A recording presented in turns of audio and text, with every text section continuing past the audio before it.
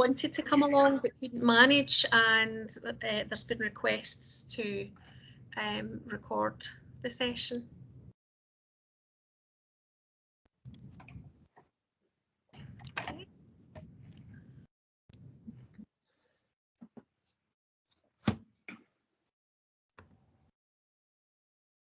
My goodness, Arlene Trapp, who went to the Grange. Is that you, Arlene Trapp? It is. Hello, is that you, Rachel? Yes, holy moly. I had my sound off there, and then I saw people laughing. I thought, all right, I've missed a joke. I was doing a wee training module, so I quickly put my sound on there, and then I thought, oh, there's Rachel Rose Smith. It might not be Rachel. How are you doing? It's lovely to see you. And you. Sorry, Arlene and I went to school together, and I've not seen her since school, I don't think. Oh, small world. So nice to see you. You too. Oh, hang on a wee second. I've just got some of the members of staff just posting. I'll just be 2 wee seconds. I think they're asking for a wee link, so I'm just going to repost a link in Teams just now. 2 wee seconds. I'm from Essential Skills, so I manage Suped and Core Skills in ESOL. So the directorate that we're in is with the early years guys. So we had been given a wee sort of link by our director. So we're really excited to come along today because obviously we experience lots of learners who may have an identification of FASD but may not be aware of it, or they may have an identification but don't speak about it. But I'm really interested to hear about experiences within the sort of formative years that we don't have access to because we have older learners. So thank you for inviting us along. I'll be 2 seconds. I'm just going, I've got a load of Teams up, and through that way I'm trying to find where everybody is. So I'll be 2 seconds. It's fine. I think we're still waiting for folk to join us as well. No worries, thank you. Finishing shifts and trying to log on. I'll do it on my phone, it's a bit quicker, isn't it? 2 seconds. Yeah. Pop that stuff in the chat just now. Yeah, that's fine. I've got my colleague, my glamorous assistant, across from me. So if you see me distracted, it's because she's alerting me to maybe questions or hands up. She's actually popping some links that Barbara and Rachel gave to us for yourselves for later on. So those links should appear on the chat function any minute now.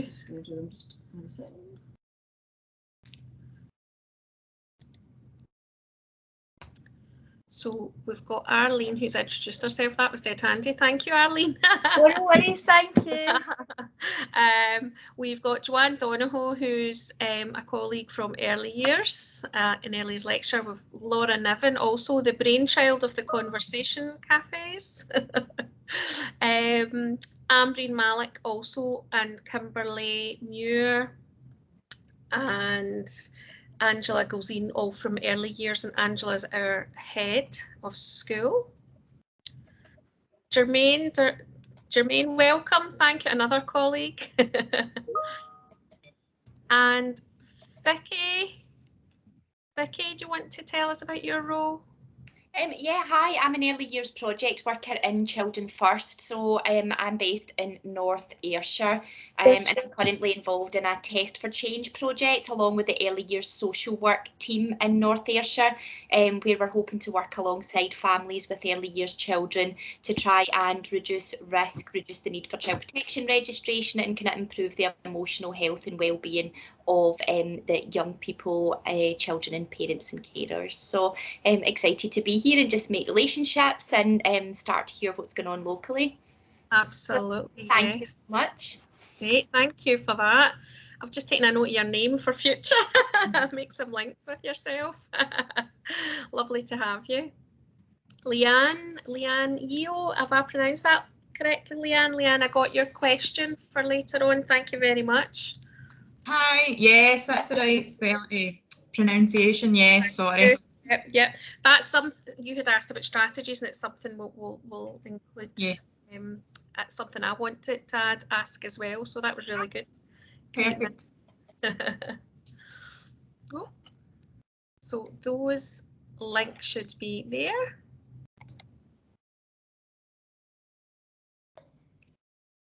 for y'all. Okay, just give it till 5 past, another couple of minutes, just in case people are just about. There's 50 minutes. Or maybe grabbing a cup of tea to join us.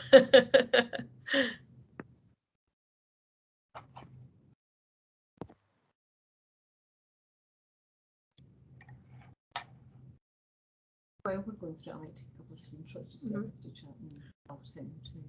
Is everybody ready for their close-up? We're going to take a screenshot of all these lovely faces. Are you ready?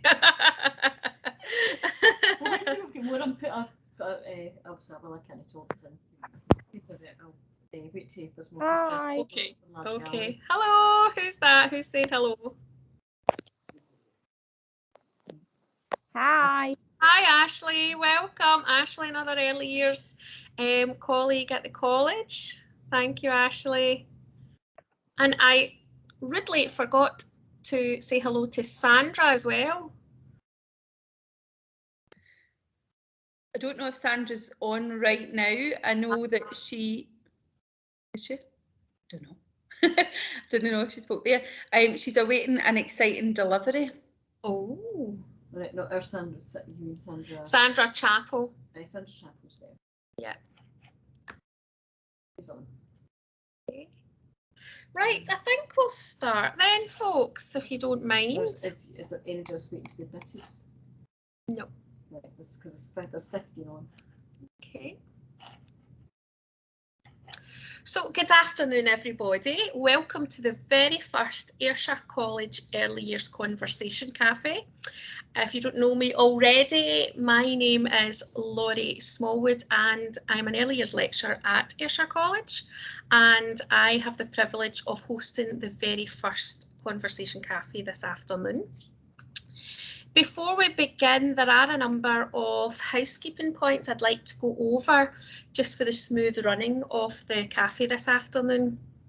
Because we're online and so that we don't have that talking over situation, and so that everybody can hear clearly what is being said, it would be really helpful if you turn your mic off, mute it while the person talking has theirs unmuted. If you do want to add something or to something that someone has said, or you wish to ask a question, please use the waving hand emoji at the top of your screen, or use the chat function to add a question into, and my glamorous assistant over here will wildly wave at me to let me know something's coming in, and we will do our very best to respond to that. Can I just ask you to please protect the anonymity of individuals and families, refer to them generally, avoid using real names, the setting or the service that they may use to protect them. If you are on the screen and you are in your workplace and you still have your uniform on with a badge perhaps, please make sure that it can't be seen, or you're free to turn your camera off, whatever's more comfortable for you. And please do note that the Conversation Cafe is being recorded. So we all know that the Conversation Cafe subject this afternoon is fetal alcohol spectrum disorder, FASD is short. We're delighted to have not one but two guests to share their expertise and knowledge. We have Barbara Ogston from the FASD Hub Scotland, and she is the FASD lead there. We also have Rachel Burns, who is FASD Maternal Health Public Health Officer.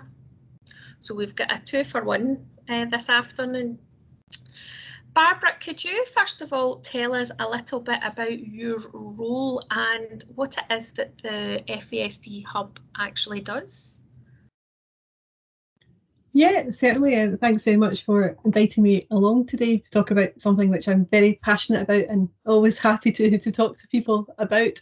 So I'm the FASD lead. I'm one of, we've got 3 kind of substantive members of staff. We have a project manager, myself, and an admin and helpline support.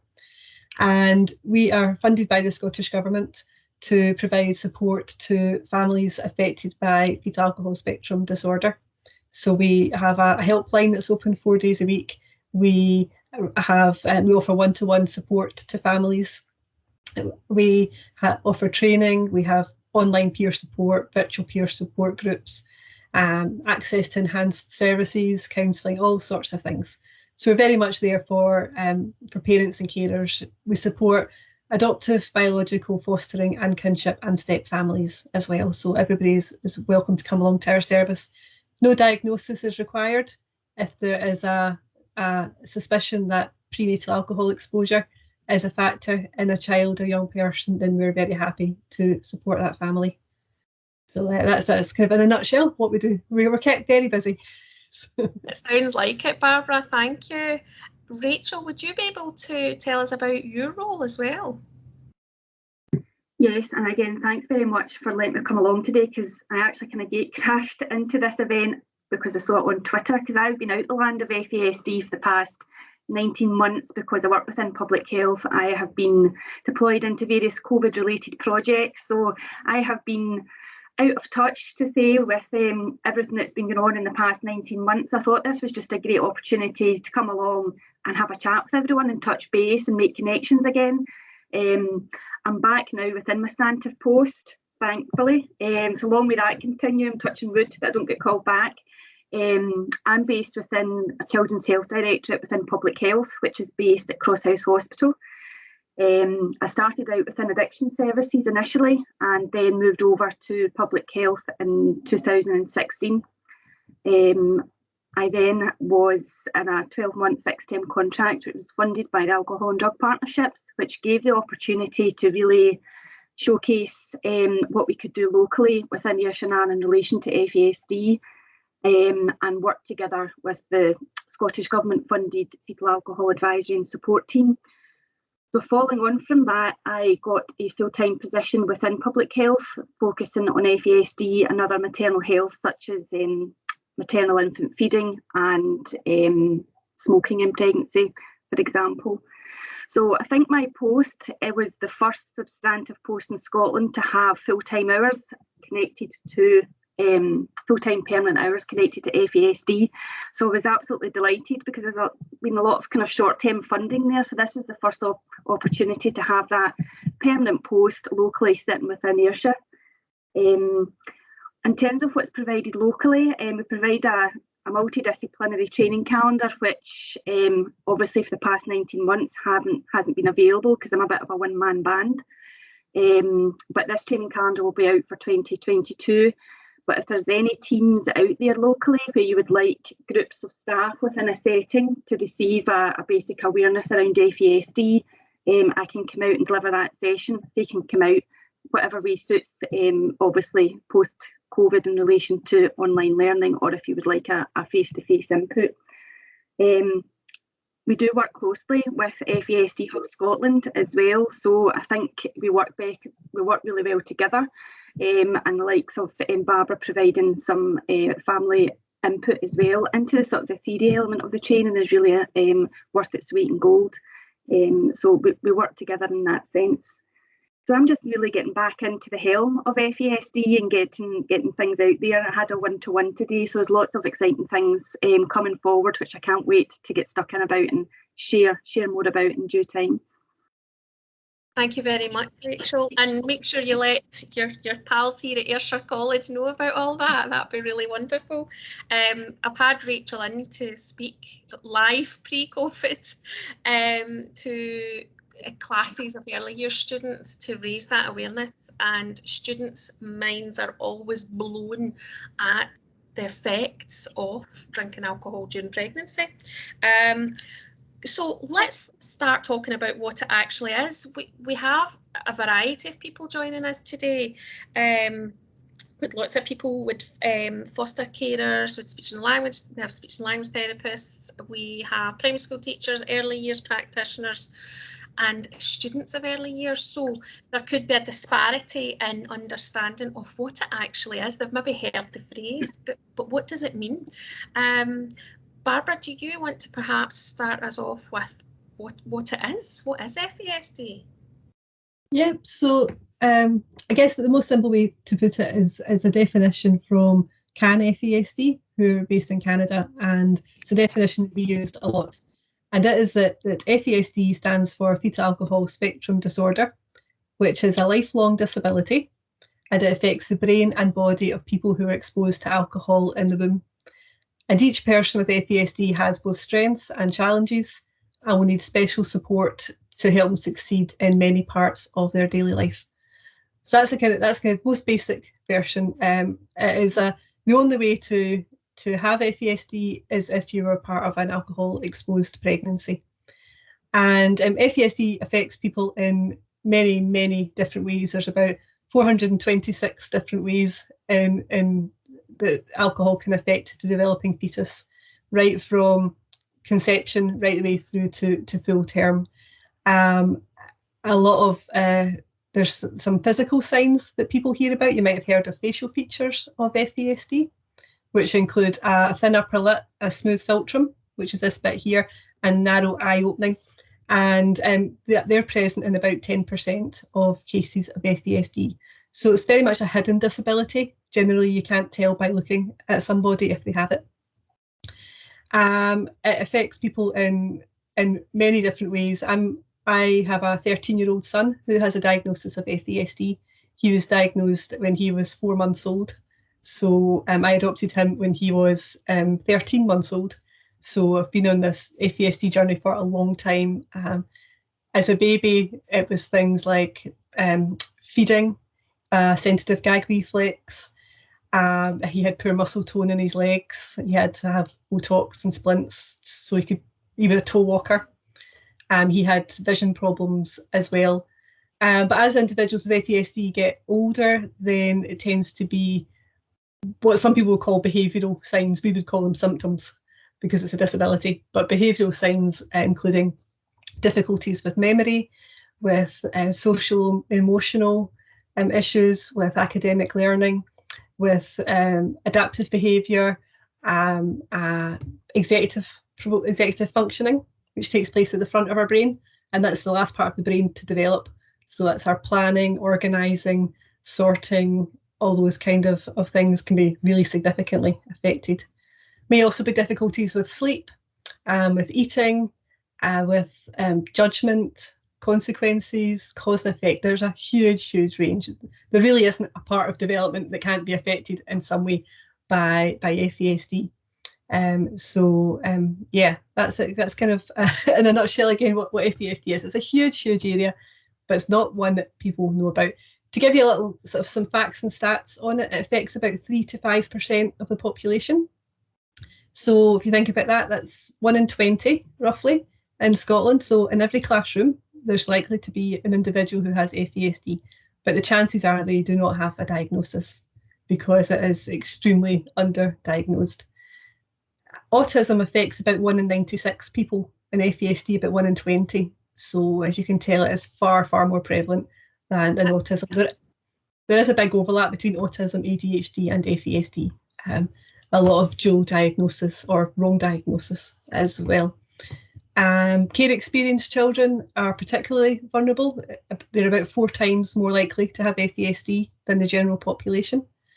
And that can cause some big barriers to diagnosis, particularly for adoptive families, and record keeping in the early years is really important for diagnosis and that kind of thing. So yeah, that's really, it's the largest, the most prevalent neurodevelopmental condition in the Western world, and not enough people know about it. So that's why I'm so glad that you're here today to learn more. Yes, those figures are quite staggering, actually. 1 in 20, and then 1 in, was it 96? Yes. 1 in 96 have autism. Compared with autism, yeah, absolutely. And that is the reason that I reached out to you, Barbara, to come along to talk to us and others about it. Rachel, you are quite keen to talk about also the exposure to alcohol before birth and recording that, and getting that evidence to help with diagnosis. Could you tell us a little bit about that? Sure. Just following on from what Barbara was saying there around misdiagnosis at times, the wrong diagnosis. For an FASD diagnosis, we've got to have evidence that there was alcohol consumed during pregnancy because of the very similar symptoms or signs that there are with FASD. So in order for the multidisciplinary team who carries out that assessment, that alcohol history has to be there as part of that assessment criteria. And sometimes that's what we're lacking. So if there's a child going through an assessment and all the other brain domains are scoring quite high, if we still do not have that alcohol history noted somewhere for that child, it's difficult for us to make that assessment. So I'll always say at any training event, no matter who's there, whoever comes in contact with any of our families, that if there's any discussions around alcohol, then please note it down somewhere. For example, we've had situations where someone's maybe recorded so-and-so appeared under the influence or was under the influence, but it hasn't stated even there what of. We need to have that specific information around alcohol recorded, so we have that there. And it's something that we've been working with all our colleagues across different services, and especially within our midwifery services as well. So when we have our mums in at their antenatal booking appointment, for example, there's robust alcohol brief intervention delivery carried out at that booking appointment, and making sure that that information is recorded and ideally follow that child. Because once that child is born, that child becomes all our contact, our patient, not mum. So we need to be able to make sure that that information follows the child through that child's journey as well. And it might sound really simple in the world of all the different IT systems, etc. that we have, but it has been one of the most difficult things, I think, and Barbara, having gone through that assessment and diagnosis process herself, it's one of the most challenging things, especially for even our children who are within our care system. If they've came from a different local authority area, for example, or from England up to Scotland, and having that information available to us, it's really important. That's why I say no matter what service you're in and you're taking notes with regards to this child and family, is to make note of it somewhere, because that's what we need to be able to make that diagnosis.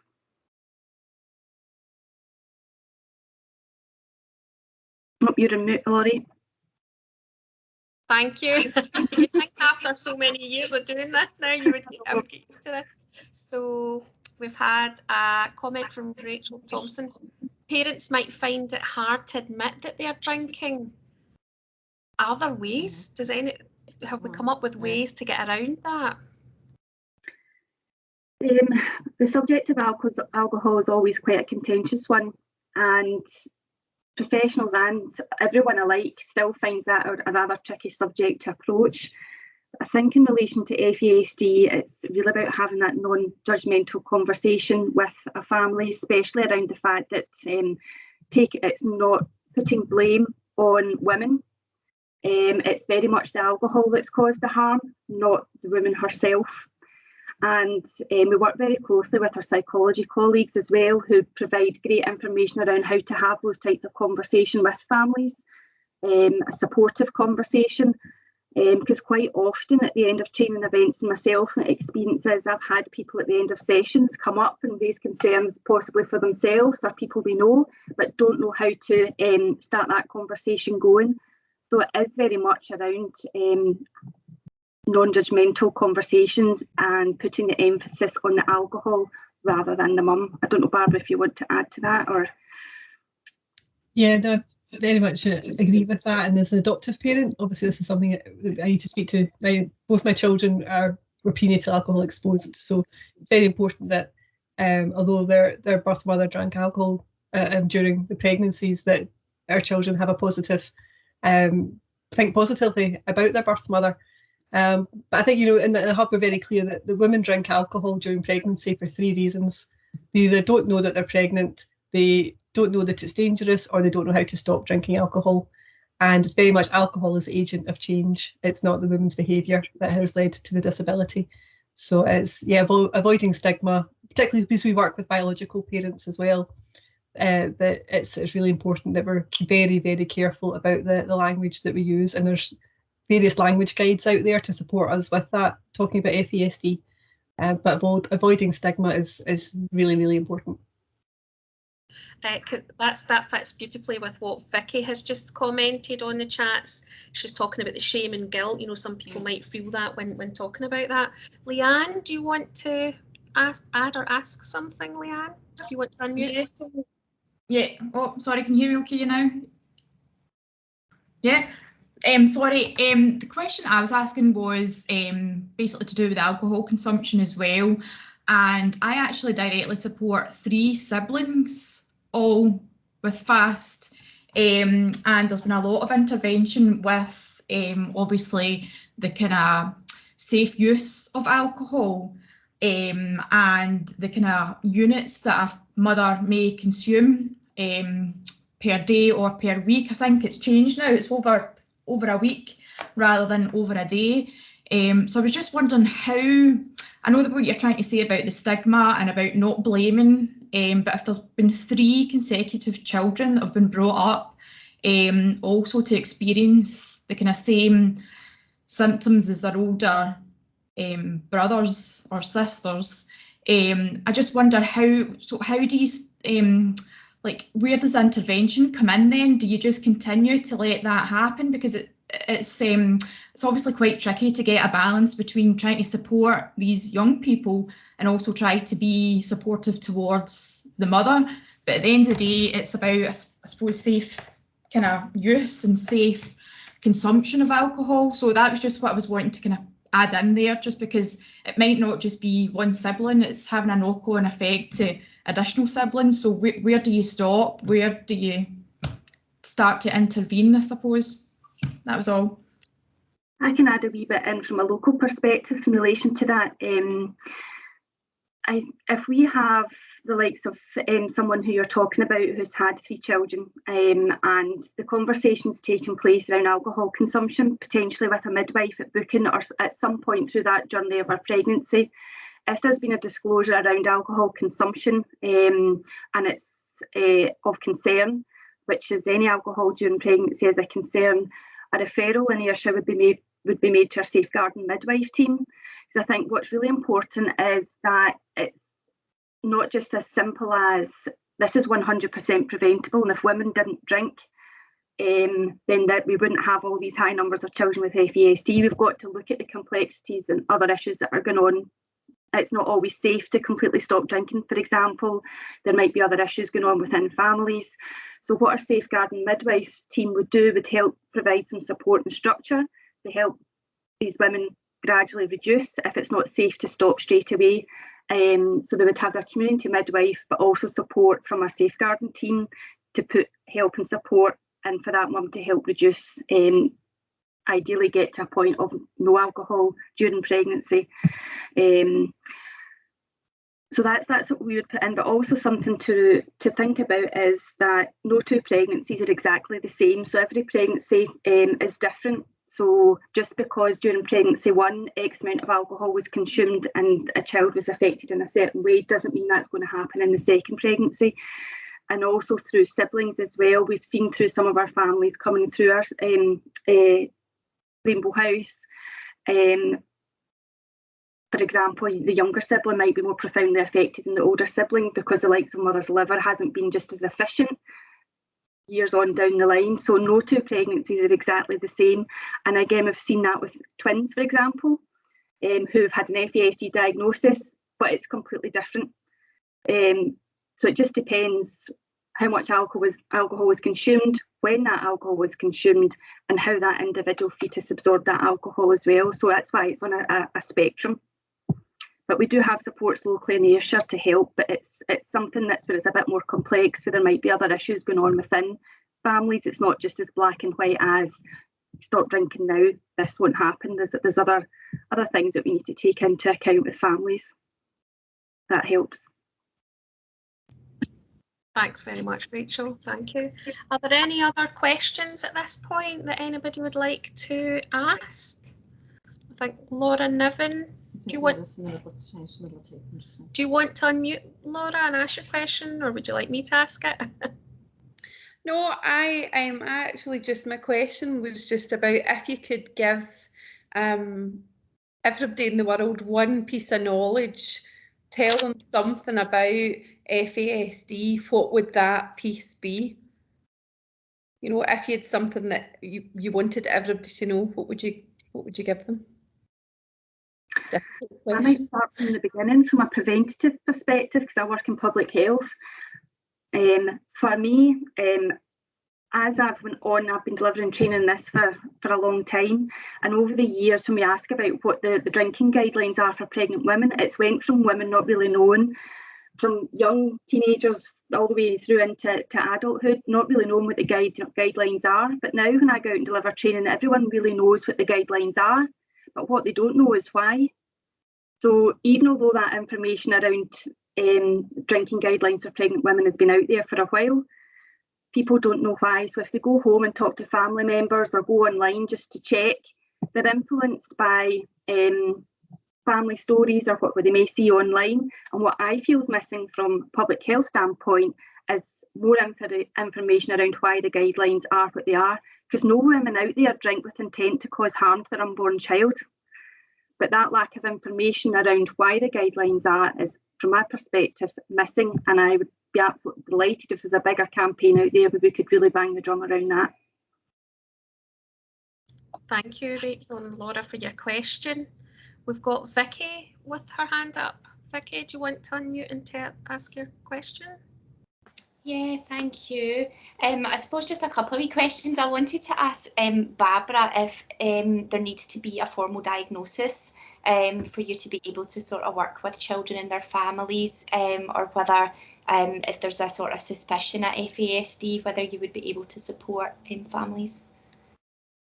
Yeah, for us to support a family, there's no diagnosis required because it's actually really quite hard to get a diagnosis, and we very much support families on that journey to reach diagnosis, although many, because of a lack of evidence, don't ever quite manage to get the diagnosis.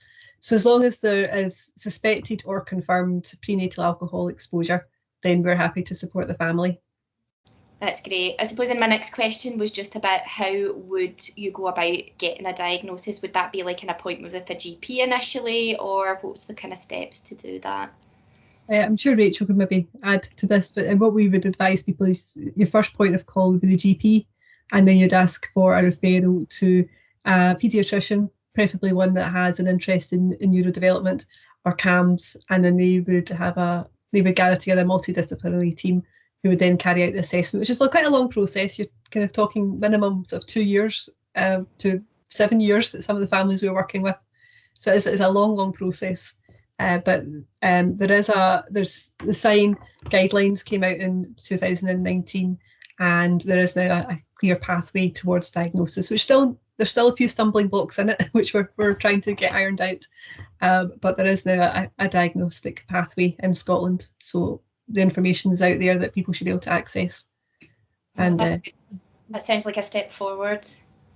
It's a big step forward. My son was diagnosed, as I said, as a baby when he was 4 months old, because he has the facial features and he had a lot of developmental issues at that point, and he lived in Ayrshire. And Ayrshire, in Scotland, you're the leaders in terms of FASD.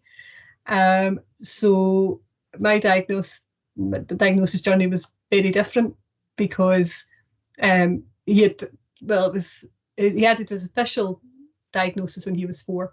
And I knew far more about it than the geneticist, and we didn't get all the assessments that you get now. We didn't have such an in-depth diagnostic process. But now, if it all goes well, families come out with really good information about exactly how their child is functioning, what level they're functioning at. And if it all works well, it can be a really positive experience for them. But it is a long journey, and FASD Hub are there to support families on that journey. Thank you.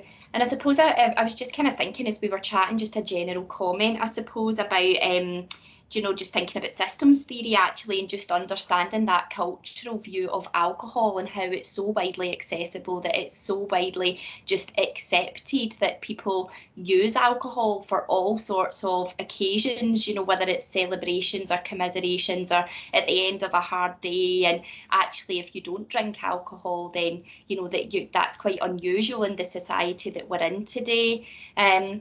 And I'm just thinking, even you know, personally and professionally, I've done lots of kind of courses before and know a wee bit about FASD, and even sometimes colleagues are saying, oh, maybe it'll be okay to have one drink, you know, when I'm pregnant. And that's people that know and have had the training courses and sort of people that have that awareness. So I'm just thinking about how difficult it might be for people not to make that choice to drink in pregnancy when it is so prevalent and they don't have that awareness or understanding. It's just something just that I was thinking about that I felt might be useful to share. I think one of the culture changes is one of the biggest barriers to get over, but I always think back to when not smoking in pubs and restaurants came into play, and thinking how people are smoking, I'm never going to go outside, how are we going to get over this barrier? But we look at how much investment in campaigns around smoking has been compared to campaigns in relation to alcohol. Even in smoke-free homes, for example, we've got the wee baby in the bouncy seat and you see the smoke swirling around, something hard-hitting like that. But we live in Scotland, where alcohol is one of our big income generators for the country, and whether that has an influence over why public health campaigns like that haven't happened in Scotland is another conversation. But I think if there's definitely more awareness around the guidelines, why the guidelines are like they are, so women can really make informed choices and decisions and be aware of the risks. Because we have had so many years of even what the guidelines are in Scotland weren't the same for England and Wales initially for a period of time, so the consistent messaging hasn't been there. So hopefully, you know, even events like this with partners, and then you go away and share information with other people, just getting that information out there is going to make such a difference. But the culture barrier like that is a big thing we need to try and address. Thank you, Rachel. Because Rachel, you have been to classes at college doing some input on FASD, it's something that I now I'm kind of carrying that message into every single class, every single year, that I just, you know, speak about that, and the things that stayed with me from the sessions about no alcohol at any point and can affect any child in different ways. It's something that I always take to students, and the difference between that and consuming illegal drugs during pregnancy, you know, what the difference is. They're always quite shocked at how damaging alcohol can actually be. So Rachel Thompson had a question about support. Are there long waiting lists for support? Sounds like it when we've got up to 7 years. Barbara, would you be able to tell us about that? I think the thing is the support's not there. There is no support for families affected by FASD in the same way that there is for autism or other neurodevelopmental disabilities. We are the hub. We've been around 2.5 years, and we're the first kind of nationally, the Scottish Government funded organisation to provide support, but we are tiny compared to the amount of people out there who need support. So a lot of families do get through a diagnostic process and get a diagnosis, but then find that the support is lacking. And that's why we need more people aware of FASD. Part of the multidisciplinary team includes occupational therapists, physiotherapists, speech and language therapists, all sorts of different people. And gradually people are learning more and more and more, and support is developing. There's wee pockets.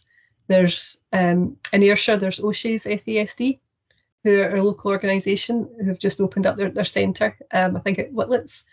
And there's a Fife FASD, and there's one or two other very small organisations. But the truth is, there's not a lot of FASD specific support out there, and that's why we need early years educators, teachers to be the ones that are knowledgeable about this and providing support to these families. So that that naturally leads us to what can we do as educators in college, as early years practitioners, as teachers?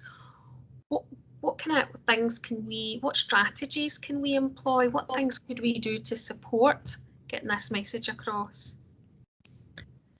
Well, to support individuals with FASD, if you've got children that you may be working with, then being aware of what's actually going on for them is a big thing. And my background is as an early years practitioner way back when, and working with children in the third sector sort of ever since, including in drug and alcohol rehab as well.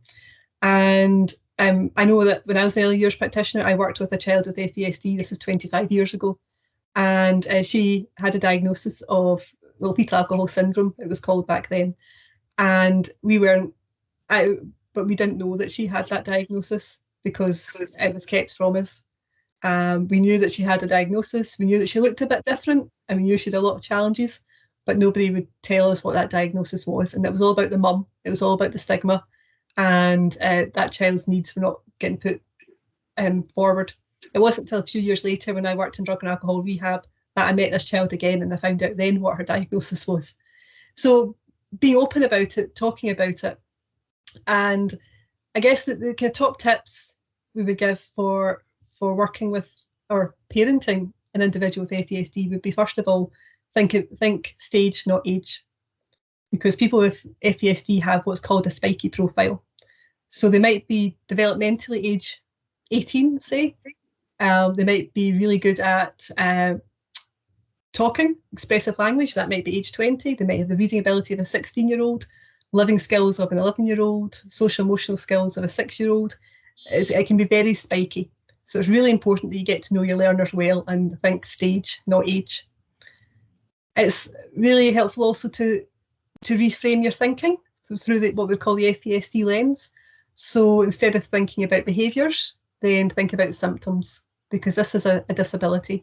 And some of what you might call behaviours or symptoms can be quite extreme. It can child to parent violence, it can be sort of meltdowns, which is, we try not to use the word meltdowns, but I know you know what I mean if I say meltdown. Sensory overload, sensory stimulation. They can be sensory seekers. My son's a sensory seeker. Everything was in the mouth when he was in nursery age. Just sort of being aware of what we would say, change the environment. Don't try to change the child. You're not going to be able to discipline a disability out of them. You need to change the environment that they are in. So if it's about thinking about whether they're overstimulated, and support, one-to-one support, if you can get it, is absolutely key. So my son is thriving, he's doing well. He's in a learning centre in mainstream, he's second year now, but he had early diagnosis. He's supported at the age of 2 by a home visiting teacher, supported by a health visitor who got him into a nursery when he was 2 as well. And then he's had one-to-one support from nursery right the way through to now. He still has one-to-one support in his mainstream classes. And if it wasn't for the input of educators in his life, he would not be thriving in the way that he is now.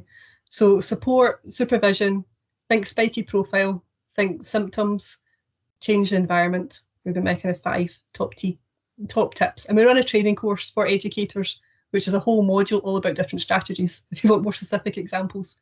But looking broadly, that's kind of my top tips. And Barbara, on the FASD Hub website, there's a whole plethora of fantastic resources on strategies. There's one in particular, FASD, what educators need to know, that we've given you the link to, everybody. Please do go and have a look at all those resources there. There's a whole host of stuff that will just open your world, open your mind to all things FASD. And Barbara, your son features on something on the FASD Hub on the video. Yeah. So we have an animation that came out, and on the 9th of September. September is FASD Awareness Month, and the 9th day of the 9th month signifies the 9 months of pregnancy. And this year we had funding to put together an FASD animation called FASD Makes Me Me. It's had 52,000 views so far, which we're just absolutely blown away by. It's a 5-minute animation aimed at 8 to 12-year-olds, but it's also packed with information for adults as well. And my son did the voiceover for the animation, which was, it sounds like it was all done in one take, and I'll make sure you get the link to it, but it absolutely wasn't done in one take. It was, every sentence was recorded 5 times, and then the best kind of chosen and put together, because it was a big challenge for him to be able to do that, but I'm incredibly proud of him. So yeah, please check out FASD Makes Me Me. It's on our YouTube channel, but I will put the link in the chat as well, make sure you see it.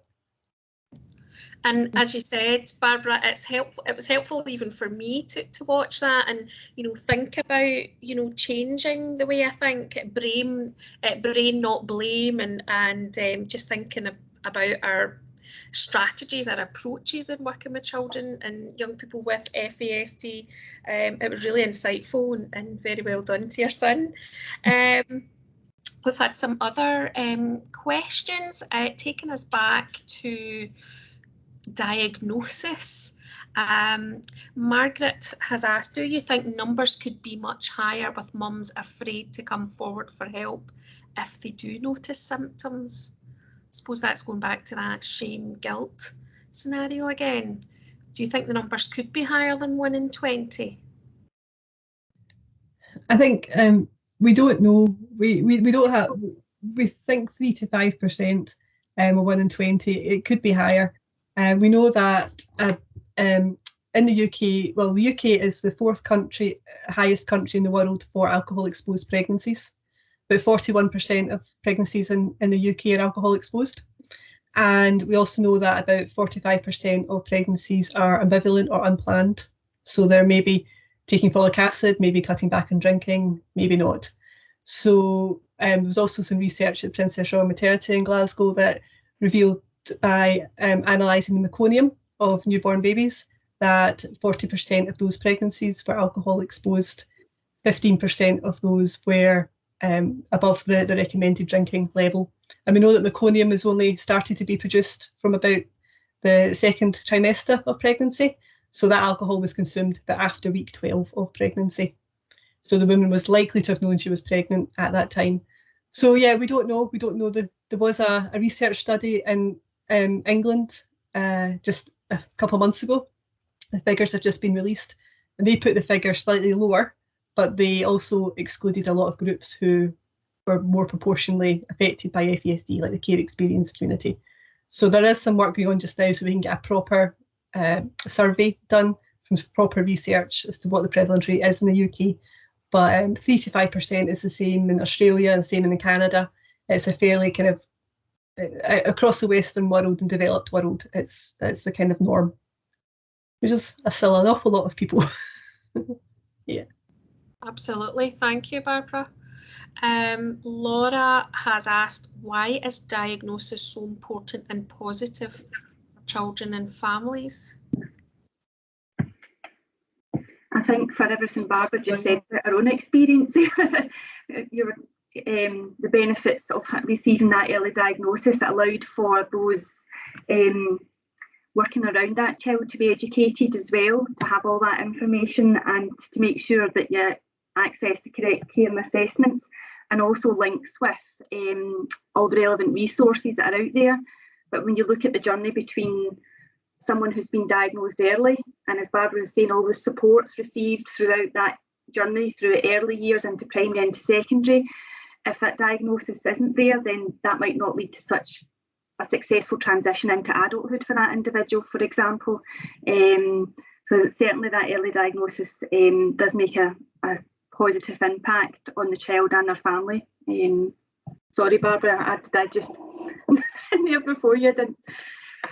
No, at all. Early diagnosis is just so important, and I know that although my son was diagnosed at 4 months, it still had the word probable, though nobody was in question. It was the word probable. He came to us. We were told he has it, and I pushed when he was about 4 to actually get the official bit of paper, and I did get resistance from a paediatrician who was like, why do you want it? What's the point? Do you really want to label him? But to me, I wanted that diagnosis to empower me. And it means that I've been able to fight for the support that is needed.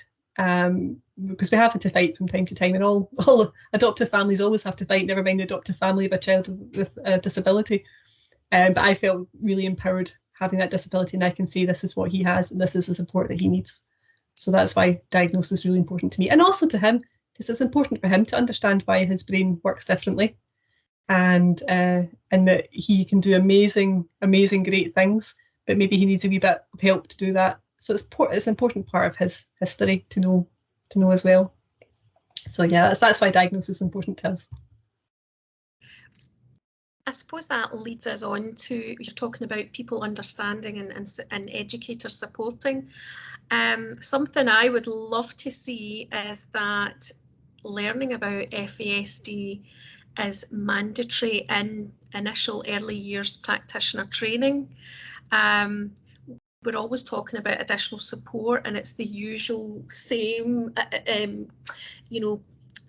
additional support needs that we're looking at. But FASD, as far as I'm aware, my colleagues can tell me differently, I've not seen FASD specifically spoken about. Do you think that would be one strategy to support what you're both trying to achieve, if that was mandatory in initial early years and or primary teacher training? Yeah, absolutely. I think it should be. So yeah, I did all the studying I've done over the years, and I did my HNC in childcare. I've got a BA honours in childhood studies. I've got a master's in childhood studies, and throughout all of my years and years of training, FASD was never mentioned once. And the number of children out there who are affected is absolutely ridiculous that it's not it's not part of the curriculum. I spoke at Fife College 2 days ago. I did a session with the students there who are studying childhood, and they were blown away just by, just why do people not know this? So absolutely, I think it should be mandatory. And it's interesting that a lot of the schools where there is really good support, it's the probationary teachers or the brand new teachers who are just coming out of college, and they're the ones that get neurodiversity and understand FASD much, much more. So that's really exciting to see that maybe change is happening. But yeah, I think everybody needs to know this. The whole population needs to know about this, never mind just educators. Yeah.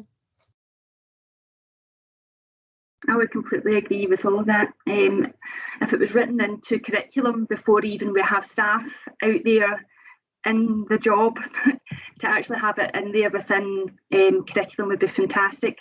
There's been so many inputs over the years between, as Barbara was saying, early year students, access to nursing, midwifery. And I was talking to some colleagues today who have done various different degrees and on to masters, and one of them had said the maximum was about an hour's information worth out all of our years of study. Surprised it was even in there, but nonetheless, it's not within our curriculum, and I think it's something that we could all do with really promoting to get that done in various different courses. But before we get to that, definitely if it was mandatory within certain professions, to have at least, along with your health and safety and all the rest of it, all your other mandatory training that you have to do, if FASD was included within that, would be fantastic. Rachel's just wanting to say thank you very much for this conversation and being made aware of FASD. Rachel is an aspiring early years practitioner, so we've started. Any other questions at this point? Angela Gilzine is typing. Angela, do you want to unmute? Be brave. I was just going to say that we're actually in the process of redesigning the new HNC and the level 6. So I'm going back to the next meeting. I think it's in January, and I'll certainly feed back what you said, because that should be included. We just presume we do it because we do it a bit naturally. We've done it for a few years in Kilmarnock and Kilwinning in the air. But I didn't think about taking it back to them. So I'll take it back to SQA and say, for the next gen HNC and for the level 6 course, could we consider this being written in as part of our mandatory training? I think that's really, really important. ladies, that was a fantastic session. That was really inspiring and interesting to listen to. Well done, everybody, and thank you for coming along. Laurie, that was brilliant. Thank you, Angela. Thank you. I'll take that back next meeting and I'll definitely feed in what you've said and try and get something moving. It's only through these if you get things moving. Mm-hmm. Exactly. I mean, that's fantastic. Certainly, because it's always sort of during Alcohol Awareness Week, put to include FASD within your activity of events during it's like that a tokenism, Rachel, isn't it? We do it for that week and forget about it again. If we can get it embedded into these new units and these new curriculums coming up, then that's there forever. And you've actually, from this meeting here today, you've influenced future facilities, so well done. Excellent. There has been students following on the sessions who have got in touch with me afterwards to say I've got my graded unit and I'd like to focus my work around FASD. So it's inspired them to go on and think about it a bit more, do a wee bit more reading, read some journals, etc. So put them in the right direction because they've had I think if anyone who sort of comes on board working on FASD ends up with this really passion around the subject because of what it is. The prevalence, the lack of information that's out there. Once you really get a hold of it, it's difficult to let go, I think. But it's great we're all here together and starting that journey. It's really exciting. Take that back to them. Thanks, Laurie. And just say we FASD Hub Scotland, we have 2 FASD education advisors who are both teachers and both parent and individual with FASD. So we've got a lot of education resources on our website, fact sheets and the like as well. We also work with Education Scotland in developing resources around FASD. So any support that we can offer in terms of developing stuff, then get in touch with us. We'll be happy to help. Thank you, Barbara. Yes, absolutely. We will take you up on that. Arlene, have you got a question or a comment? I just think it would be really useful to take it to a learning and development team within the college and make that part of the suite. When you go on to our sort of college learning and development website, we've got a list of mandatory training and everything. It's like a one-stop shop, and it'd be really useful if there was a really easy to access link there for staff. I'm just thinking for every educator in every curriculum area, there's going to be one person generally within the class who may have or not an identification of this, or I think it would just be so useful for every educator to be able to do what you were saying, to not look at something as a behaviour, but to be able to perhaps identify that as a symptom of a disability and act accordingly, the way we do with every other type of neurodiversity that we experience within the college. So I just think I'm going to be saying to our learning and development team it would be really useful, and the wee link that you just helpfully provided, I've sent that on to our team. So if that's okay, obviously, to share, then I would like to share that with our learning and development team. So thank you. Thank you very much. Thank you, Arlene. That's excellent. So, 2 inroads there, helping us on our crusade here. It's important. So unfortunately we're coming to the end of our conversation, Café. Rachel and Barbara's, we've already pinpointed some resources that you have on the hub. Hello, Lindsay. Rachel, are there some resources that we can access from Public Health and then NHS? I think, did you not put the links at the start of the chat? For yes, I've got. There's the resource for parent and carers, the Understanding FASD guide for educators. I think that's probably the one that'll be most useful for yourselves in terms of, because it's broken down into strategies. Even in terms of having leaflets within the college, there's the alcohol and pregnancy leaflet, which is freely available to download in print or as an e-resource that you can send out to college students, because it's basically a leaflet around exactly what we're talking about, what the risks are of drinking alcohol during pregnancy. So it's a wee sort of prevention leaflet in a sense. That as wide as that can be spread, it's given to a women at booking appointment by a midwife. But do you know what? It really needs to be out there before a pregnant women are at their booking appointment. So it's just like a wee health information leaflet around alcohol and pregnancy and what the guidelines are and what the risks are. I'll be working on a training calendar for local training, certainly once I get back into the helm from next week for our local training events around basic awareness or anything topic specific. So once that's all pulled together, I'll certainly be in touch. But equally delighted to work in partnership with Barbara and colleagues at FASD Hub Scotland for local work as well, because I think working together just helps provide that. And I don't know if you would agree, but even with Barbara's personal input alongside the theory base, just provides that nuts and bolts around what the messages we're trying to get out there and why. Thanks very much. Arlene, can I just check, is your hand still up, or have you got another question? Sorry. Sorry, no, I've just to put my hand back down. You hear that a million times in meetings as well, don't you? Sorry. Thank you very much. Thank you. Lower hand, there we go. I'll mute again. Rachel and Barbara, thank you so much for your time and for raising awareness and increasing hopefully our understanding of FASD with us this afternoon. Hopefully we've started to make changes, ripples. Angela's going to go back to SQA or whatever it will be when it's defunct, and Arlene's going to go to our leadership team. So wow, amazing developments as a result of a conversation. I hope that everybody else who's joined us has found it useful and it's been worthwhile, whatever your role may be, and hopefully you take back something to your respective organisations or your role. Please do keep an eye out on Eventbrite and our Twitter pages for future conversation cafes.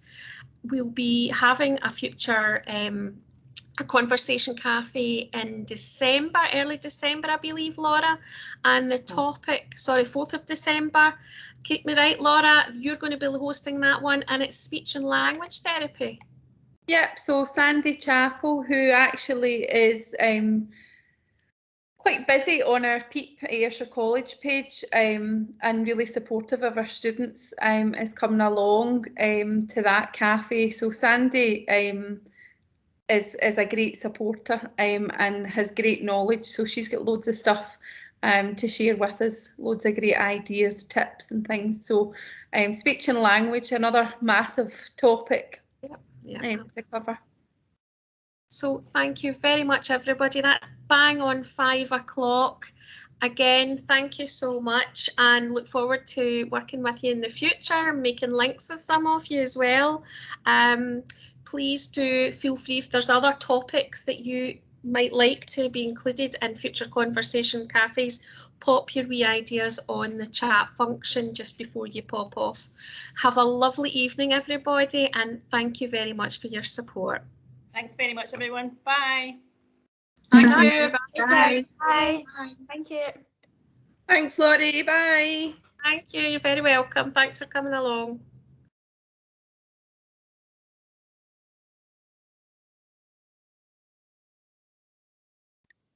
Just wanted to say thank you before I disappeared. Thank you very much. Well, thank you so much for all your time, all your efforts you've put into supporting us. We are truly grateful that you were able to come along. The chat has exploded with thanks, and you know, people are amazed and want more time. I had a student of mine actually, she said, such an interesting conversation, I wish there was more time. So maybe it's something we need to repeat at another time. If you would both be interested, we'd be delighted to have you along. Yeah, no, thanks very much. It's just so exciting. It means so much to me personally that people want to know about it. So thanks very much for the invitation. Absolutely. Well, you've got loads of fans at Ayrshire College. Thank you. Did you live in Ayrshire? I used to. I now live just outside Ayrshire, in Dumfries and Galloway, just over the border. Oh, so does my sister. I'm just thinking of maybe potential opportunities of joint sessions, but maybe I'll touch base with you about that separately. So yeah, no, that'd be great. Thank you. Great, that's brilliant.